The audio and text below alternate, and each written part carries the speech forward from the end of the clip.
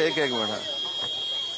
विदर्भात बच्चू कडूंच्या प्रवेशामुळे मोठी ताकद वाढेल शिवसेनेची. स्वतः माझ्या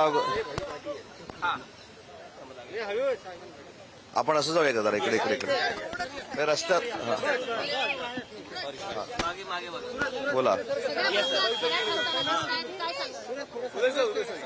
नाही, बच्चू भाऊनी माझ्या यायच्या अगोदर जर स्वतः कबूल केलं असेल की ते माननीय एकनाथ शिंदे साहेबांच्या नेतृत्वावर विश्वास ठेवत शिवसेनेमध्ये सामील होत आहेत, तर याची एवढी दुसरी आनंदाची गोष्ट नाही. कारण अमरावतीसारख्या ग्रामीण भागातून त्यांचं नेतृत्व महाराष्ट्राला मिळालं.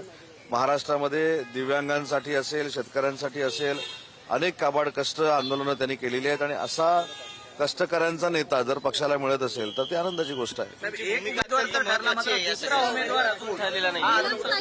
आधी पहिली गोष्ट, उमेदवार अजून दोन्ही ठरलेले नाहीये.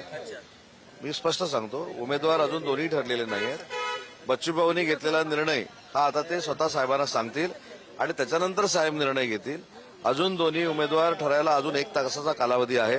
परंतु माझ्या अगोदर बच्चूभाऊंनी स्वतः प्रेसला सांगितल्यामुळं मी आनंद व्यक्त करतो की बच्चूभाऊंसारखा एक कष्टकऱ्यांचा, शेतकऱ्यांचा नेता हा शिंदे साहेबांवर विश्वास ठेवून धनुष्यबाण हातात घेतोय.